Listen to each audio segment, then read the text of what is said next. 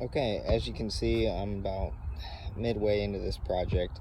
You can't really make it out now, but I'm going to have an intricate design of raised garden beds that are going to mimic the finalized product that you saw just a second ago.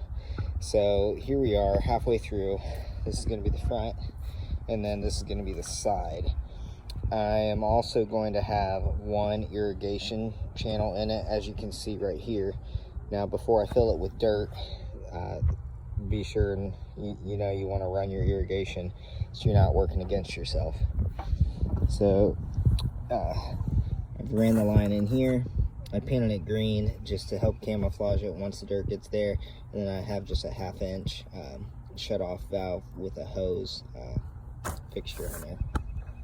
So you can see kind of piled the dirt on the inside from the holes, and then on the side I have trenches made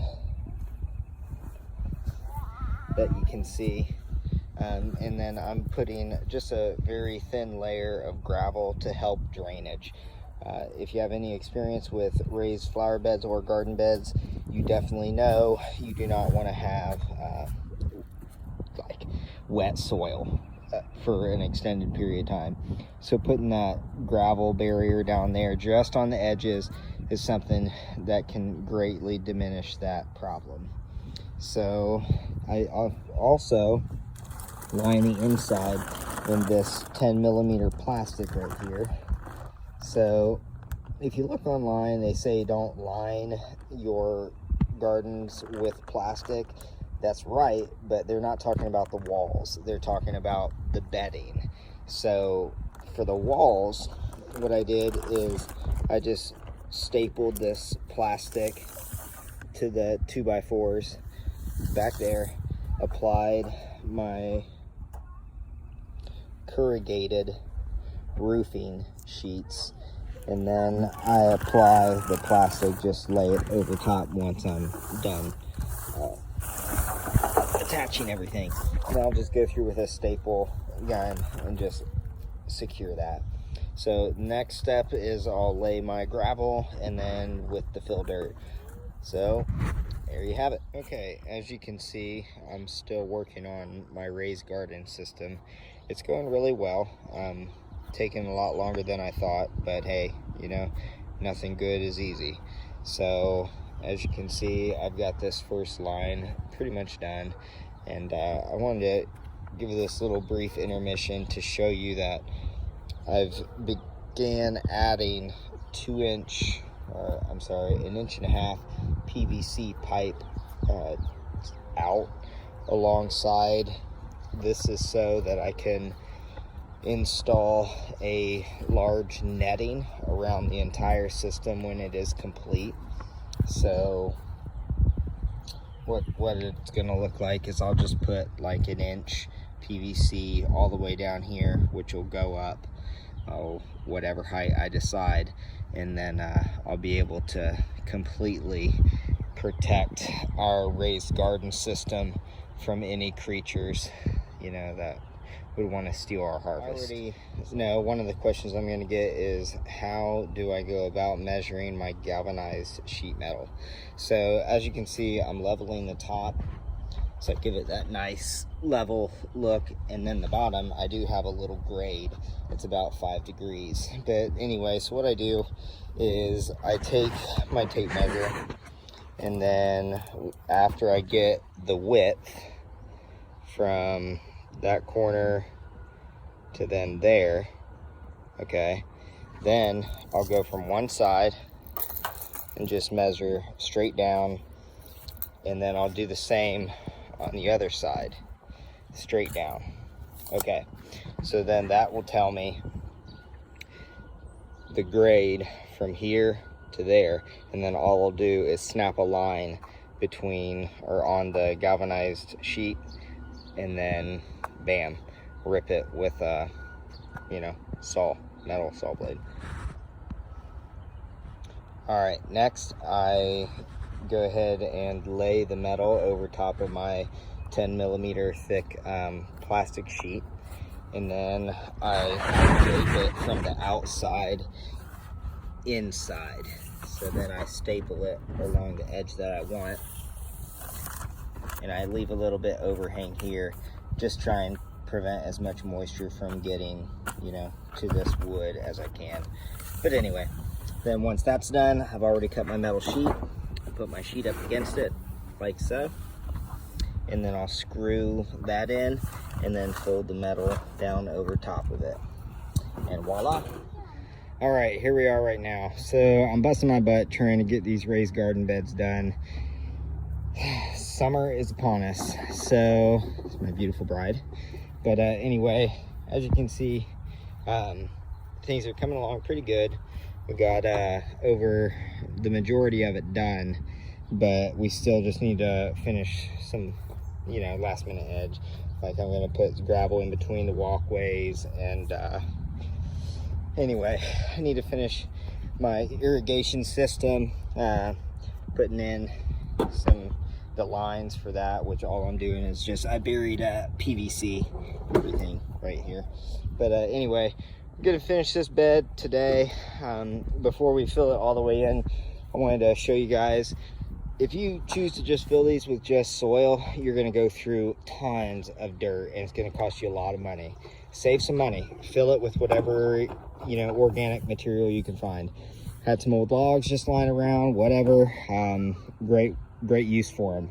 So that greatly saves probably 50% of the amount of dirt that you originally would have to put in regardless. Reminder, as you're filling these up, if you're going to put a screen system like I am, do it before you fill them. It's a lot easier to put them down before you got the gravel and everything, likewise. So I've caught myself forgetting to do it along the way, and you only do that a couple times before you remember not to do it again. All right, so here's the last bed I'm working on today. Hopefully gonna finish this all up. I'm leaving this open because I was thinking I'm just gonna back my tractor up in there and load the dirt and everything, but I don't know, we'll see. It's kind of faster just to do it by hand.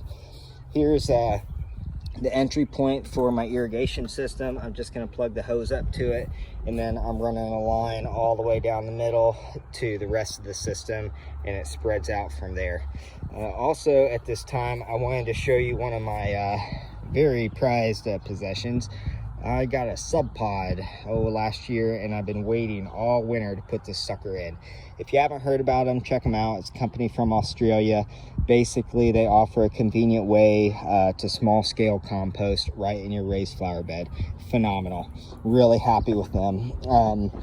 It's just very simple. You just build your system around it, as you can see, and then once you place it in there, you just fill the water as you go, or I'm sorry, fill the dirt as you go. Let's see if I can open it up. Here we go. All right, so once you open it up, this is what you got. So it just looks like this. They give you these things that you can just place over to help, I don't know, keep moisture in there or whatnot.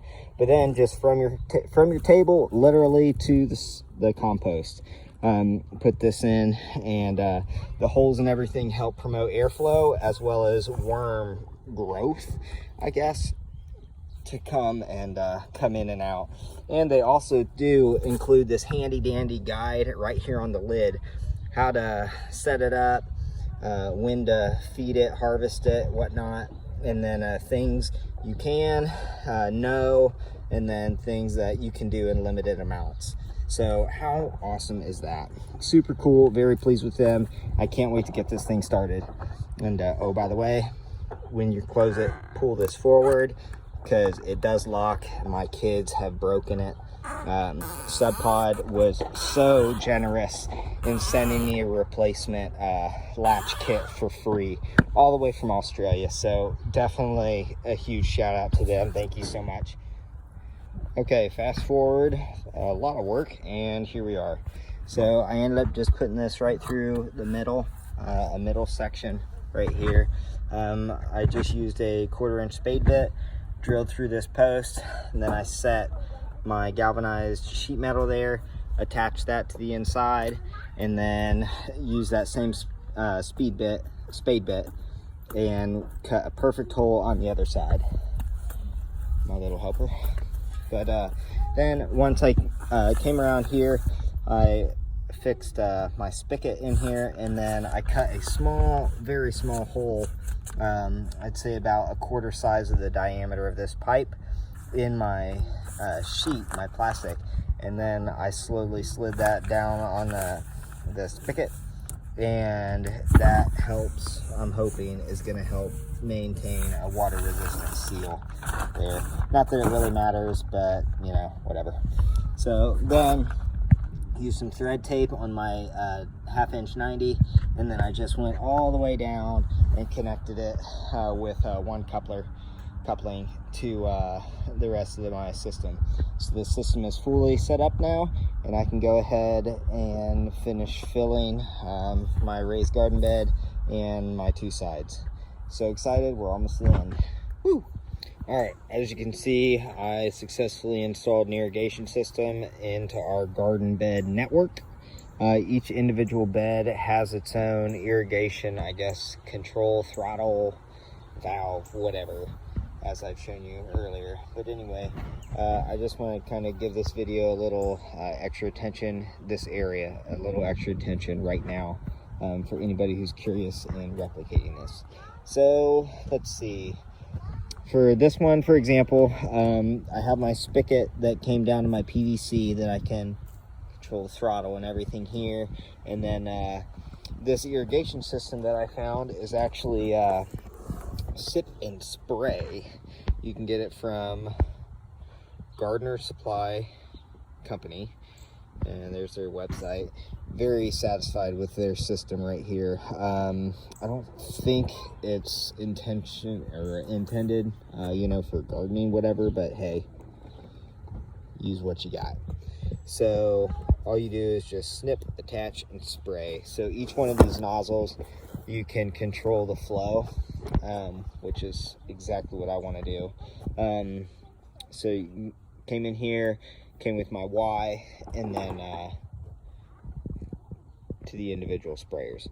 So here it can go up to 360 degrees. There you go. And all you do is control it by turning it one way or the other here. You can orientate the direction if you want to do it less than 360, and then there, don't spray me. Whoa, yep, see. There. So there, you can individually either water the whole garden or each bed, whatever you want, but it is I guess dictated by your pressure for your water system. Anyway, I want to show you how to send that. So in the box, you're going to have 3 nozzles like this. You're going to have one faucet connection, and then you got a Y connector. So your nozzle will come like this. Here's the spray nozzle. It's got a filter in here. Put this on here.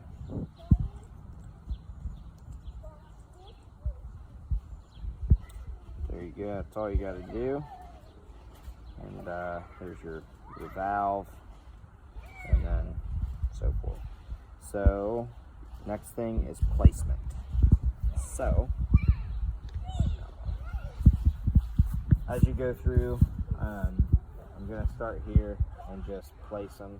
I've already done the legwork, but I've got them spaced out relatively about 4 to 3.5 feet. So go ahead and just put this one on the end. Bam. And notice at the end of my line, this one has a stop in it. They come like that. All the other ones, I already took it out, so save time. So anyway, now I'll show you how to hook up a connection.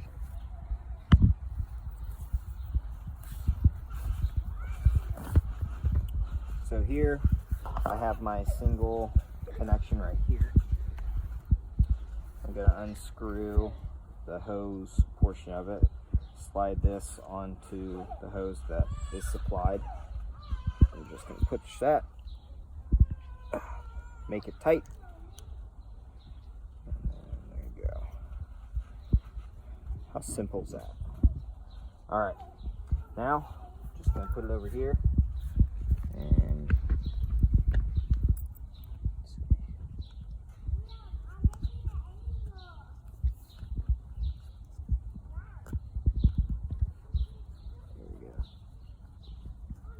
It is plastic, so just take care not to cross thread it.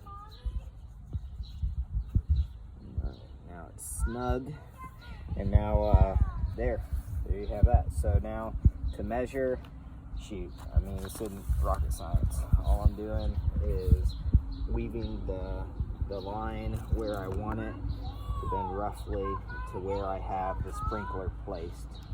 Hold on, Jason, we're doing a YouTube video. Thank you. Sorry about that. Where were we?